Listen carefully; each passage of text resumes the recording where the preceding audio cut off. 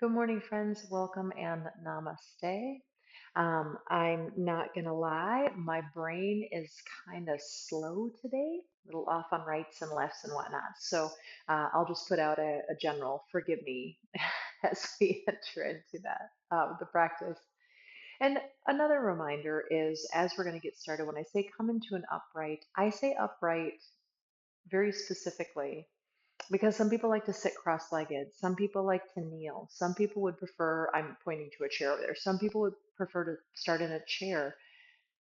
That's okay. All of these things work. Listen to your pelvis, your knees, right, your various joints, and sit in a way, or kneel or sit in a way that facilitates a long spine with the least discomfort and everything else in the body. Yeah? And once you find that, feel those buttocks bones root down. That's one thing we probably all have in common. And whatever else is in contact with the floor. And just the gentlest, so slow, right? Minimum amount. Let those points of contact with the floor or your chair or whatever you're on push down, and the spine grows up.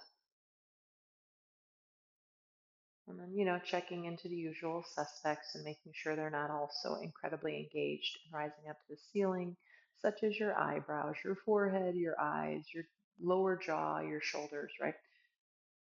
Soften those. And as we move throughout today's class, I'm going to bring the side waist.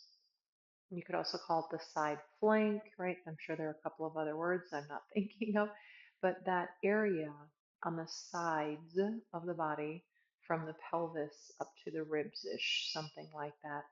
You could even think of it going up to the armpits, I suppose. And with the slowest movement possible, right? With the least amount of muscular effort. On your next inhale, bringing the awareness to the side waist, and for this one, have it do bring it between the pelvis and the ribs. Can those two sides, the right and the left, get just a little longer? And then, what muscles do you need? Bare minimum amount, right, to hold that if you did find a little bit of length.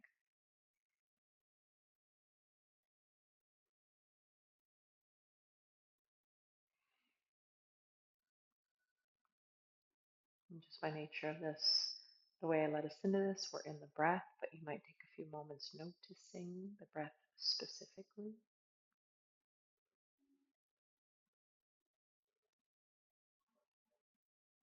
And what I often see when I invite people to lengthen the side waist is their shoulders going up to their ears. So if that is indeed you, just chuckle, self compassion. Yep, that's me. Soften the shoulders down without shortening the side waist. Is that available to you? And then with your next inhale, go ahead and open those eyes. Bring those arms out to the side and just a really simple rocking back and forth. So you'll exhale to the right and come on up, and then you'll exhale to the left. Take your own timing on your own breath. If you know my teaching, I will encourage you to move at a slightly slower pace. To bring in the mindfulness factor, right? Really notice what you can in your body, but also working with a slower breath so that we move towards activating our rest and digest system and not our fight, flight, or freeze. Remember, the breath is the quickest way to affect the nervous system. And if you're like, oh, but I got to get this and I got to do this and I got to get rid of the checklist if you can, the next time you go to one side, the opposite arm might come up and over. It might not, depending on how the shoulders and other parts of the body feel today. And just relish in that length coming into your side waist, right? As you reach the arm up and over. Let's bring a little bit of neck play. So again, doesn't matter which side you're going to, whatever side you're going to, look down towards the bottom hand. really just meaning turn your head down, right? And do that a couple of times.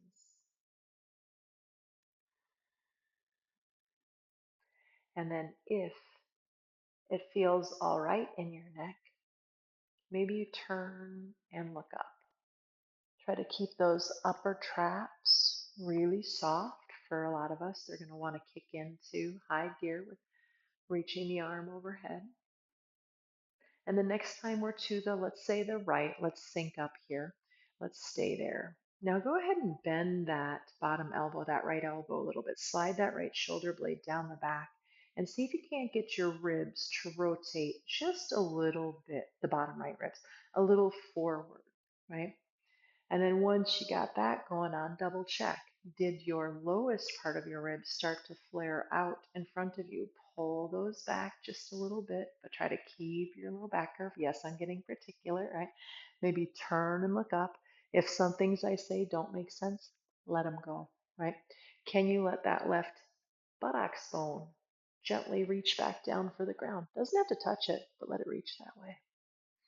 And inhale up and over. Left side. Bend the left elbow a little bit. See if you can get that left shoulder blade down around on the back side of the rib cage, and then let it help the left ribs rotate forward, right? That's going to isolate a little more in the side waist, hopefully, for you. Maybe you turn and look up. And again, just another thing to check into today. A lot of us, we let the lowest part of our ribs just kind of forward, right? So gently pull them back towards the spine, but keep that low back curve if you can. Soften the traps. Well, it's technically one missile. Inhale, come all the way back up. Tells you where I am today. And then from there, we're going to do one more thing, and then we'll get off of our out of our beginning position. So you're going to go ahead and you're going to grab your elbow points. Let's do it in front of the body here, right? So I have my hands wrapped around, and I'm grabbing my fingers, grabbing my elbow points. Then I'm going to slowly start to reach my arms up. I'm probably going to have to lift my shoulder blades and shoulders up a little bit to get over to clear my head. That's awesome. And I'm going to use my fingertips, not my upper traps, to lengthen my side waist, right? So I pull my elbow flesh up to the ceiling with the intention of trying to lengthen my side waist. And again, I'm going to encourage you to try to soften the shoulders down once you find all of that and not let the ribs forward, right? Keep those lowest part of the ribs gently pulled back. That's not all of us, but some of us are solar. Well, it's quite a few of us with our arms overhead. It's a pattern, right? A human anatomy pattern. And reach that down. Interlace your fingers or your thumbs behind you, and then let the elbows move towards each other. Think of if I had a chain on the very top part of your, well, not quite all the way up, but the chest part of the sternum, and I was pulling the sternum up. Maybe I always like to just really gently move my head, little right, little left. Come back to center, release that. Let's come to hands and knees. Feel free to put a blanket underneath you or not. Do a few cat cows. Let's move the spine in the other four directions that we haven't gotten to yet. So here's two of them, flexion and extension. Don't start to move super fast. Try to still keep that slow pace, she says as she starts to speed up her pace. I'm guilty of all these things too. Not that there's guilt to be had, but come back to center. And then we're going to go into an upper body twist. So walk your left hand a little forward. You're going to turn your right palm up and you're going to reach it over. And then try to set down the right side of your head, right? Maybe the right side of the arm, maybe the shoulder. It might not make it. Block underhead if necessary. You might slide your left hand forward, like a downward facing dog kind of situation. Now push down more into that right shin, both shins, but the right shin probably came off the ground quite a bit, and your hips probably shifted left. That's okay, there's nothing wrong with that. You might just get a little more of the twist if you stabilize the pelvis. And then breathe. One more stop if you want it. Your left hand is going to come out to the side. I call it training wheel arm. right? And then I'm going to push down in that left hand a little bit just to get a little more rotation in my upper body. I might turn my head slightly to look up. Don't overdo any of this. Don't strain. And release. Left hand under the shoulder-ish. Push back up. Come back to neutral. Okay. You're going to turn your left palm up and reach, reach, reach, reach, reach, reach, reach. Try to set the head down on something. Slide your right arm forward if you like that. Resituate if you need to. And then pushing down into both shins, but particularly the left one. Try to get the hips back to what I'm going to call neutral, right? And as you neutralize the pelvis and get that left hip to come back to where it was, probably you feel more of a stretch somewhere in the left side of the body. And then maybe that right hand comes out like training wheel arm. Push down into those fingers and use that as a way to rotate the ribs a little further in. Maybe you turn and look up, maybe not. Right hand under right shoulder-ish. Push the floor to come on up. Child's pose briefly. You can widen your knees out. You certainly don't have to. You can bring blocks or hands under forehead. Your arms can be forward. I don't care where you have your arms, in other words, and your legs. Just soften for a few moments and just notice the body. Okay. So now we're going to go ahead and we're going to slide our hands forward, right? And we're going to try to lengthen. Push down once your arms are straight. Push your hands down into the ground, your finger pads down, and see if you can't get your wrists and your forearms to lift up a little bit. Now to get back into that side waist again, we're going to walk our hands to the right. And we're going to, and the hands are still shoulder distance, all the things, right? Both hands push forward and down, but on that left side, if you push the left hand forward and down, the left hip moves back towards the heel, back and down. Hopefully we feel something in that left side body. Lift up just a little bit to walk past center and over to the left. And again, we're doing the same thing on both sides, but since the right side is longer at the moment, you're probably feeling more sensation there. Hip moves one direction, hand moves the other. Take a breath. Soften upper traps. And come back through center. Get your arms, extended arms, right? Utthita arms, and then come on up into downward facing dog. If you want to pedal or do any of that kind of stuff for a moment, please do. Right? And then come back to center. Knees can be a little bent or not, but you're going to bend your right knee even more than you are. And go ahead and swing your hips a little bit to the right. Now, if it's okay, come up on your left fingertips and creep your left finger forward. Imagine I had my hand in your left hip crease and I was pulling your left hip back. Hopefully that's a little bit more in your latissimus dorsi kind of area. That's a little bit more by the ribs and shoulder blade. Come back through center, then the side waist. Go ahead and bend the left knees, swing the hips a little left, come up on your right fingertips and creepy, creepy, creepy forward. Imagine me pulling your right thigh bone back. Back to center, and you're going to go ahead and you're going to bring your knees down. Now this is a part where I personally really, really, really love having a blanket underneath me. Do I need it? No. But through the years, my knees just have every once in a while bits and pieces of sensitivity. And so I'm just not going to play that game anymore. I'm going to give them comfort because when I'm, 80, I still want to be able to use these knees. Okay. So you'll notice I put blocks on the back side of my mat. I have the blanket in our normal cat-cow setup, but I'm going to turn my body towards the long edge of my mat, right? That way all my shin and my feet, everything's down. I'm going to reach my right leg out, gate post.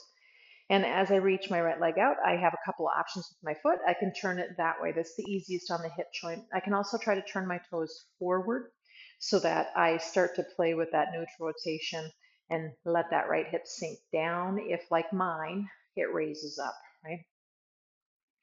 You might even put your hand at the bottom of the tighty-whitey line, right? The bottom of the briefs. And you might gently just kind of hold that in and down a little bit. Don't be forceful.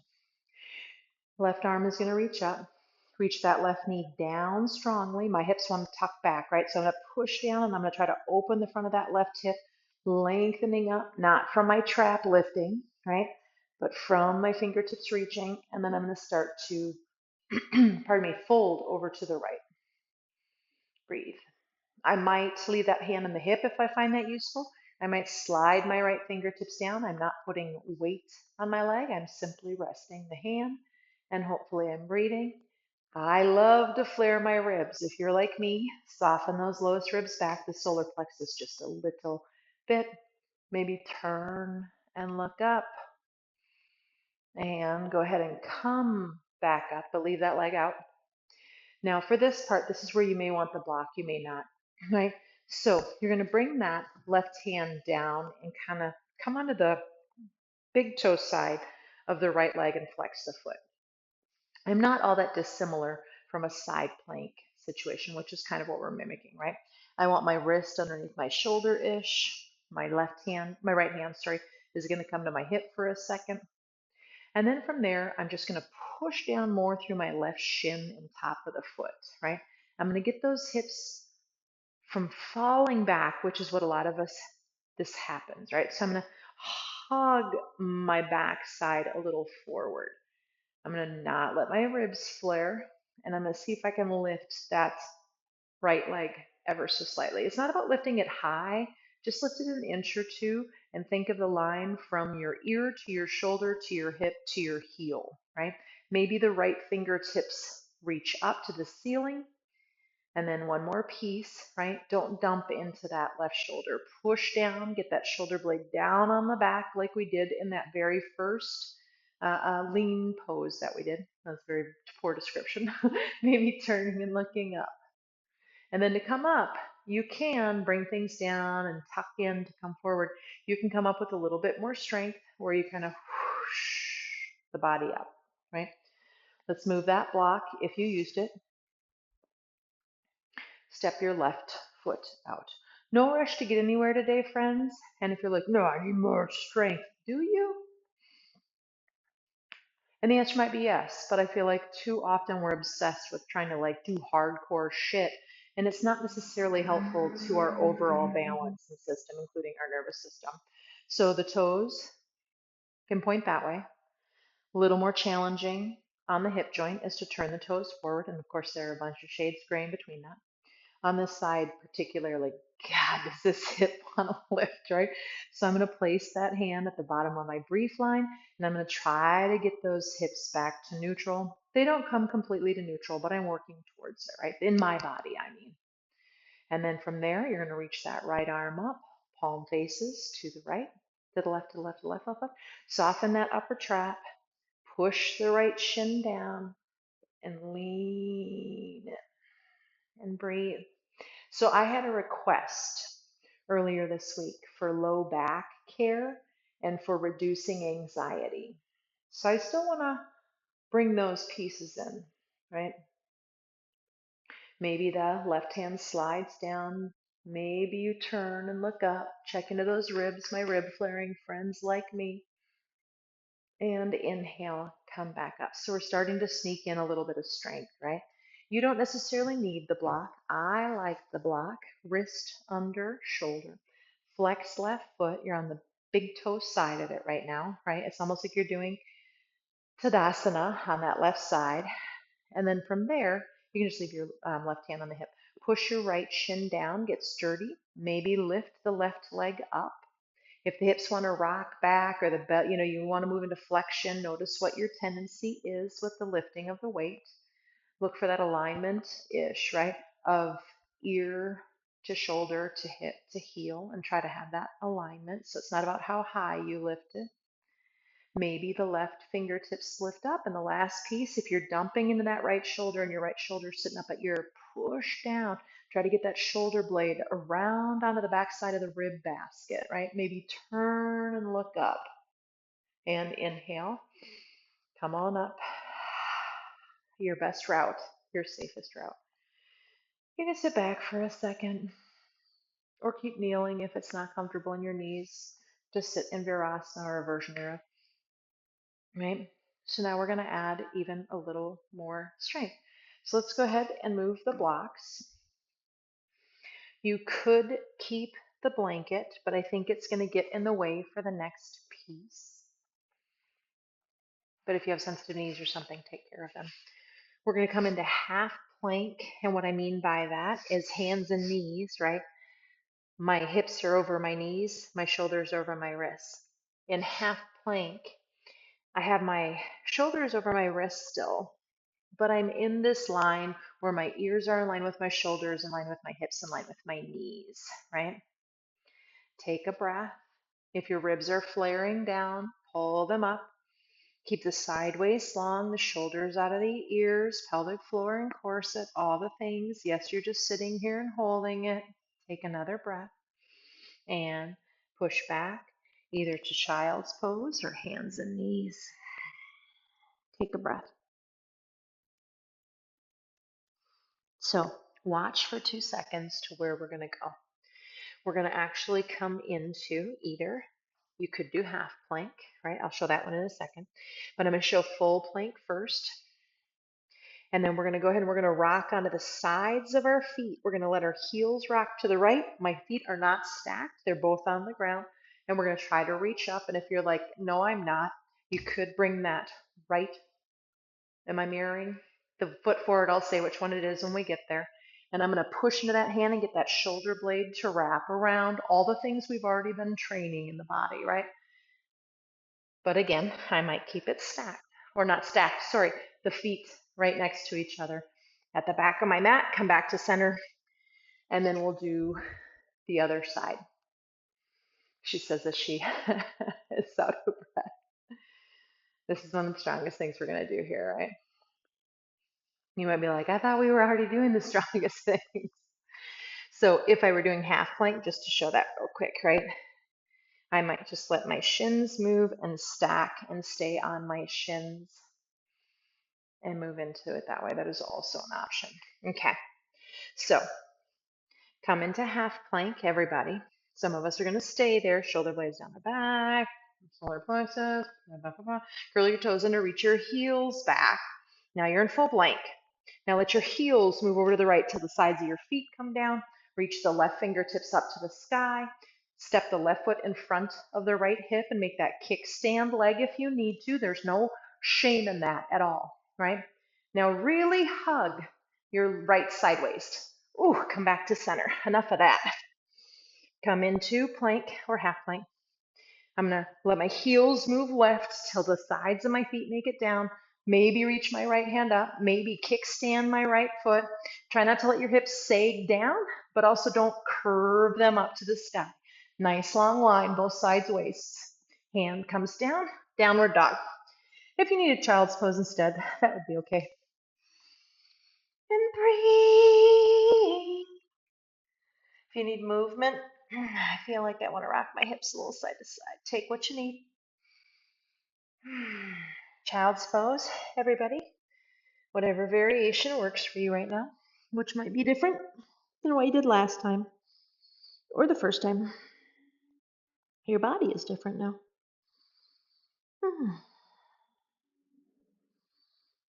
Okay. Walk your hands towards your knees. Go ahead and come on up. Feel free to sit. I'm still out of breath. Feel free to sit up on height. Let your feet go wide. How wide? You can kind of determine that when we go to this next piece. They might not want to be quite as wide as they are. Have a block on standby just in case. The JIC, I call it, and bring that right heel towards the pubic bone. So the JIC part is, right, maybe you need to keep that propped. Maybe you need to keep it right out to the side because it's too much. Okay, cool. So we've been working a lot through here. I want to come back here a little more. So in order to do that, we're going to turn towards our straight leg, work our straight leg a little bit, right? And then we're going to start to fold out over. You'll notice I have one hand on each side of this straight leg. And don't lift your shoulders up to your ears to do this, right? But can you let that lower right back elongate? Part of that is just simply softening right hip towards the ground, the muscles through that tissue, right? The muscles through that area, I mean, sorry. You might also bring the right hand to the outside of the left leg. And again, watch that upper trap.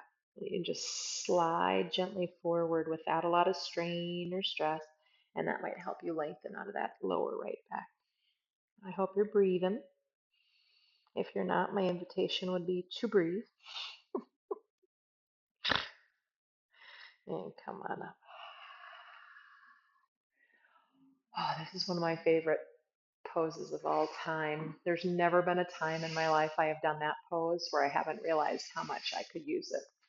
So again, you may or may not prop that knee up. That's up to you. It doesn't have to be in pain, even if it's hanging really high. It might just be good, therapy to hold it in place. Flex the foot of the right leg. Turn belly towards right leg a little bit, and then go ahead and start to fold. And again, before you reach across or any of that stuff, hold your horse's buckle, right? First, just come into concentrating on the area and try to soften everything in the left hip softening down, right? And the left low back, all those tissues softening.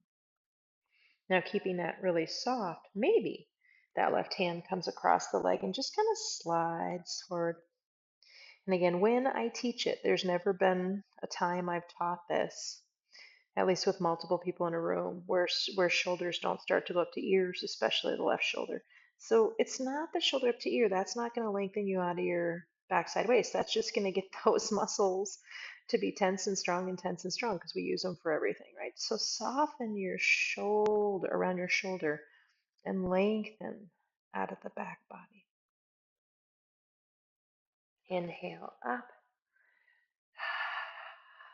Now, coming back into your upright posture, we could obviously continue to do this kind of stuff for, oh my gosh, I could do this for another hour. But we're going to let that be our session today, our sequence, our class. You could go back to kneeling or sitting in the chair and just notice if and how things have shifted, not in that way of judgment, right? Good, bad, right, wrong. But just start with, where do you feel sensation? My toes are so cold right now, right? But also I've got kind of a tingling, very alive sensation in my back waist, the one I just stretched. That makes sense. I feel like I can sit with a little more ease and cross-legged than I often can, like whatever that is for you, right?